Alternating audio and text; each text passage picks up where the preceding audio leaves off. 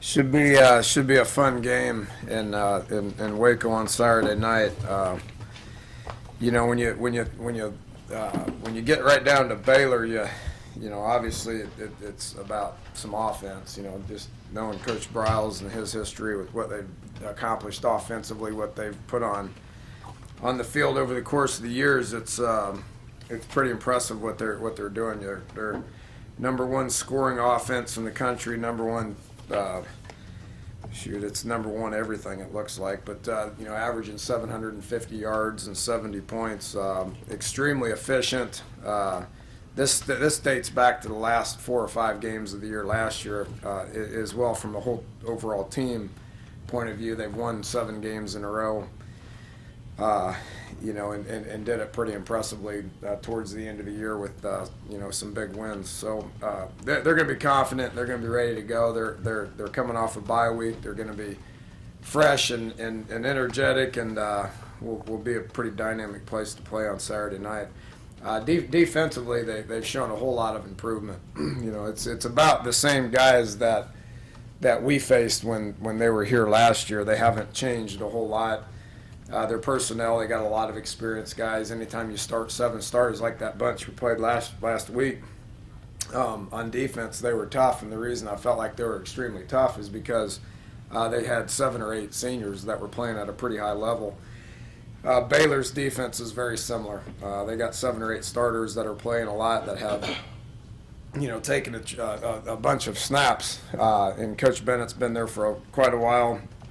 Been speaking the same language to them for quite some time, and they're just doing it at a very high level. They've created nine turnovers. I think they've scored 5 or 6 times on defense. I don't know exactly what that number is. When I'm watching the tape, I'm like, geez, another touchdown for their defense. I think their defense has scored more points than they've given up, over the course of 3 games. So a little bit of an unknown. Just they've only played basically 3 half a games, with their starters. They just haven't played a whole bunch this year, but we're very familiar with them because it's the same group. They've been together there for 6-7 years. It's the same offense that they've been running since he won high school championships at Stephenville in Texas. And defensively, I look at it, looks like what we prepared for when we went against Coach Bennett when he was at Kansas State. So very familiar with what they are, who they are, what they're about, and looking forward to the challenge to yet playing another undefeated top 15 team, and that's what we like to do. So looking forward to the challenge this week. With that said, take some questions. Dana, is that you mentioned that kind of off the cuff there, that another undefeated team? Does that begin to wear on you at some point? I mean, even in the Big 12, this is unusual, what you faced so far. Yeah, we don't face one next week. We're playing a 0-0 bye team, but then the week after that, we're probably going to face a 6-0 top 15 Texas Tech team. So I don't know. Get used to it. It's not something that's going to catch us by surprise. We've played on the road.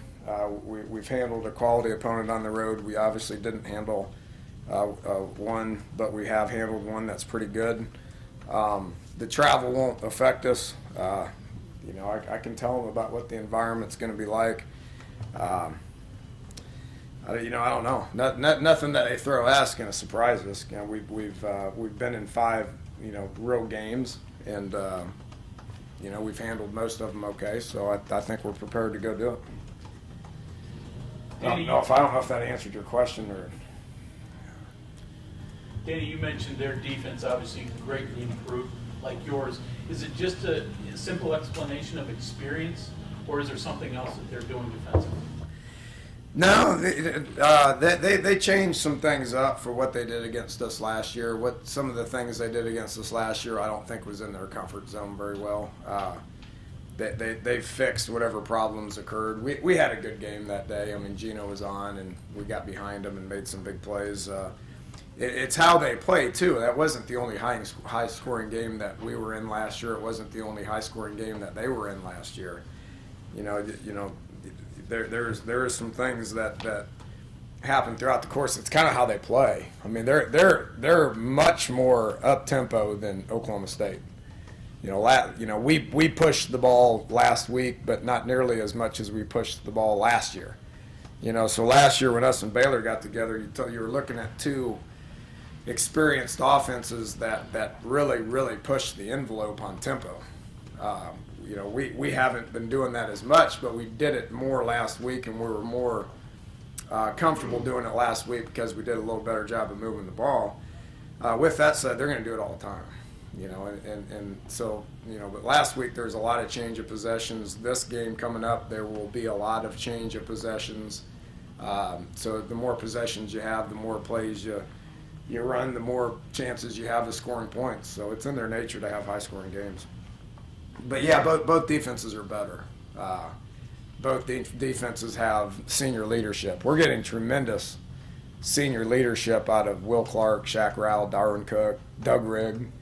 That makes a difference. And then all the freshmen that we played last year are not freshmen anymore. We don't have a revolving door at safety when it comes to a lot of new people.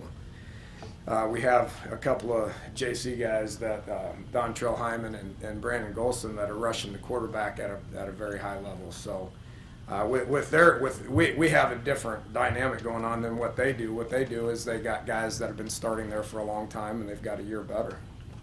Are you at all surprised by what they're doing offensively, considering they did have some turnover at key spots and being able to kind of seamlessly make that transition for them? No, because here why they had some turnover, but this is his 7th year there.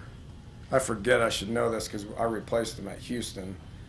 1, 2, 3, 4, 5. This is their 6th year. His 6th year. So he's a program builder. He does a great job of building the program. He had that mentality since day one there. So they've given them a lot. They've improved a lot of their facilities. They got, from what it was when he first got there to what it is now is night and day. And 2 years when we go back, it'll be in a brand new stadium as well. You guys are going to see the one that they have, and you're going to go, what's wrong with this one? But they're improving it for specific reasons. With that said, the people that he's replacing the guys with are guys that have been in the program. When RG3 left, they replaced him with what was the guy's name last year? Yeah, with Joey Florence, who had been there as a 5th-year senior and played at a very high level. They lost a receiver to the NFL, and then they replaced him with that number 2, Terrence Williams, is a great player last year. He leaves, and they replaced him with this Godley kid. They're all guys that have been in the program. They're not going out trying to quick fix it like we had to do this past year because we didn't have the numbers that we needed to have in order to be successful. So, kudos to him. And then they're replacing Florence with Bryce Petty, who's been in the program for 3 years. So they got guys that have been in the program, and when guys leave, they replace them with guys that have been sitting in those meetings and practicing the way that they practiced for over the course of the last however many years. They played one game. We're going to have to play one game in 27 days. What are some of the issues there that you have to consider with that? Them? Yeah. I don't know. I wouldn't like it. I don't know. I don't know how he does it, to be honest with you. He was on staff with me at Tech, and we did what we did at Tech, but I don't know how he changed it from them and all that. He's always been better at the end of the year. He understands kids. He understands how to practice. He understands how to keep them fresh. If they've dealt with some scrimmaging and stuff, I'm not sure. Timing's a big deal with it, right? Yeah. Yeah, that's always an issue with your off week, with your bye week. How do you handle a bye week as far as keeping your guys fresh, as far as keeping your guys the timing good, and you want to heal people up. I'm looking forward to next week with our bye week just to get some guys healthy and to rejuvenate some people, coaches and players included. Whether it's an advantage to them or not, I don't know.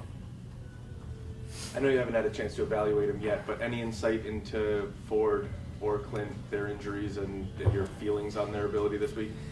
They're day to day. I don't. They didn't go on Sunday. I mentioned that yesterday, but we didn't try to let them go on Sunday. We purposely put ice on their parts and let them sit around, and then rested up and did a bunch of treatment yesterday and today, and we'll go out and see what they can do today. If they're both healthy, do you have a feeling on who you go with? Well, then again, health. I don't know what healthy means. If they're 100% right now, we would probably go with Clint, just because he did a good job of keeping plays alive and had some savvy to him and reacted to the game of football pretty well. With that said, if he's half speed and Ford's 100%, it'd probably make more sense to go with Ford. But if they're both 50%, it might make more sense to go with Paul. Well, that's why you practice on Tuesday, Wednesday, Thursday, and you got in the game of football, if you're injured or healthy or what your percentage is makes a big difference. Danny, correct me if I'm wrong here, but you've never had a quarterback get injured before. I think I remember that from your very beginning press conferences. Yeah, that's accurate. We've never had one miss the game. So I told Ford that last week. I said, "You're the first quarterback that's ever missed the game. Big and strong, my butt." He thinks he's all big and strong and tough, but he's the first quarterback that's ever missed a game. Opportunity arose for Clint to get out there and play ball. He did a good job, and will continue to get better. I lost several years off my life with the communication. He's a long ways away from being able to operate our offense the way I want him to operate our offense. With that said, he reacted to the game well and was glad he did. Put us in position to win. But we'll evaluate those guys Tuesday, Wednesday, Thursday, and see where they're at. Did that answer your question? Yeah, very good. I'm not a doctor, obviously, but torn pectoral sounds really serious, and usually that thing needs surgery or whatever. Is this not? It's not ripped from the bone. Okay. If it's ripped from the bone, then they can surgery or something. I don't know. I'm not a doctor either, but it either works or it doesn't. And his range of motion is better today than it was last week. But it has to, and it's not going to heal itself. It's going to be ripped forever. So the soreness goes away and you just play through it. Two things, Dan. Sounds worse than it is. It's really just has to heal and then it'll be fine. Two things. First, when do you have to have a quarterback practice so he can play on Sunday? With these guys, they need to practice Tuesday, Wednesday, Thursday, because we're dealing with three guys that are just so inexperienced. So if they can't practice Tuesday and Wednesday, I doubt I'm going to put one of them in there on Thursday to play on Saturday, just because these guys need the reps, and if they don't have the reps throughout the course of the week, I'm not going to feel very good about it. The other thing I wanted to ask you, and I don't know if you can run me through this or not, you've talked about the communication and how difficult it was. Can you give us an idea of not give your signals or anything like that, but what goes into communicating a play from the moment the last play ends? Well, yeah, I get it. It starts with, view it as learning sign language. Just try to learn the sign language of the alphabet. Well, how long does that take you? You can probably learn it in the course of a week, just the actual sign language and all that. So that's step one, just learning what the signals are and what they mean.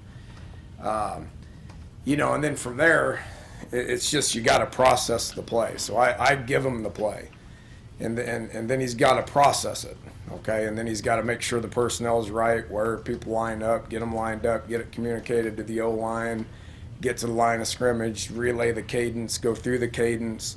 You may have motion, you may have a change snap count. I mean, you may easy it and you may change the play altogether, which he has no clue how to do that at this point. The more you do that, the easier it gets, and that's what he has to improve on, and that's on him. He should be better at that right now. I mean, there's times in the game where I signaled a play to him, and he looked at me, and like I was from outer space, and that's when that's when I would throw my fits, because it's just frustrating, because it's like communicating with somebody that speaks a different language. So the language that they learned at Florida State's different than the language that we're speaking here. obviously, and it's taking him some time. And then from there, it's all about, okay, I got it. It communicates it to everybody. And now, okay, now what do I do with the ball? Well, that's a whole nother thing. That's experience. That's, but the good news is when he snaps the ball, reacting to the game of football is why we won. When during the fall did you realize you had a long way to go in the communication process with him? I'd say it had been day one. Practice him. He's been here since August 1. So you get to a point where we had to make a decision and just go with it. Obviously, I don't think anybody been happy losing to William and Mary. So he'll get better with that. And me and him been practicing it all week and stuff. And we just walked by each other, and I had a real good one for him the other day, but. Hopefully y'all didn't see that one. Josh Lambert, can you talk about him a little bit? He had one blocked, missed one, and came back to hit two pretty huge field goals for you later. I mean, to get that out of a young kid. Yeah, it's probably because I didn't yell at him. I would have yelled at him a year ago, but I promised Coach DeForest I would not talk to the kickers under any circumstances whatsoever. Just missed one. It wasn't a chip shot. He missed the first one. I think one got blocked. The one got blocked, the guy lined up off sides. Well, no wonder he gets there and blocks it when he's lined up 1.5 feet off sides. I could get there if I want to line up off sides. And then we had penetration in the middle. Their PAT block team was the best I've ever seen. I mean, they had pressure on the inside. Marquise, bless his heart, got blown up every snap. They had the stuff coming off the edge with number 4 and number 11, who are tremendous at it. I've been doing it for 4 years. They just got pressure and they blocked it, So, yeah, that's frustrating, but for him to be able to block all that out and then go out there and the whole PAT field goal team be able to just dig in and keep them shielded and punch 2 or 3 of them through in the second half was big. It means we're getting better. Did you really have to promise not to talk to the kickers? Or I did. I actually promised them. I promised them I would not tie, and I haven't. Punt returners. You talking to them? No, after looking at it, I was more frustrated than y'all with our return game. I can assure you of that. After looking at our punt return, their punter sprayed it. I mean, he kicked it 3 miles in the air and it only went 15 yards. He sprayed it everywhere. So I don't know what exactly their net punt was, but it wasn't nearly as good as what our net punt was. Okay, so we checked that off as a win. Now, Jordan, he made a mistake, right? He lines up on the 10, and if you back up, you don't catch it. That's kind of the cardinal rule in punt return. Well, I'll be darned if you didn't back up 7 yards and catch it. Coaching error. Well, we worked on it Sunday night, and we put him on the 10-yard line. We punted, and he backed up, and then he had to get out of the way so he wouldn't catch it. I thought Ronnie's confidence on punt returns was okay. He's getting there. He's catching it. Kick return is a different story. I think our returners on kick return are garbage. It's not the front line, which a lot of times if guys catch it and they run and they get drilled, well, now it's the blocking the front line people, the scheme, all that stuff's good. Kickoff return's 100% timing. You catch it and you run. And we have yet to find guys that can catch it and run. So we had open additions on Sunday night, and I would anticipate a couple of new people back there. That punter kick then? Kick return. A kick? Yeah, you can't just plug people in to be punt returners. You get that's disaster. So the 2 that we've been working, we're going to continue to work with them, and if we get some fieldable punts, then hopefully we can get some yards. But again, what I look at is net punt. And our net punt for our punt return team was not a disaster. Our kick return was a disaster. You think you found someone to kick return? Well, there's about 6 bodies. We're going to work them again tomorrow. We'll work them again tomorrow, make a decision. But I would be anxiously awaiting, and I don't know who it's going to. It may take us Thursday to figure it out. We got about 8 bodies back there. We're going to watch them catch it and see how fast they can go forward. Dana, with the signaling with Clint, I'm assuming, obviously you work on it in practice, that's good, but if he's behind in practice, do you want him working on it outside, and are there things he can do like flashcards? Nah, we're under the 20-hour rule. But could he on his own though? Is what I'm saying. I mean, are there ways? I mean, is that Well, not real really. elementary? Yeah, it's really just me and him. I mean, it's like two people Right. communicating. You know, and I gotta get better at it.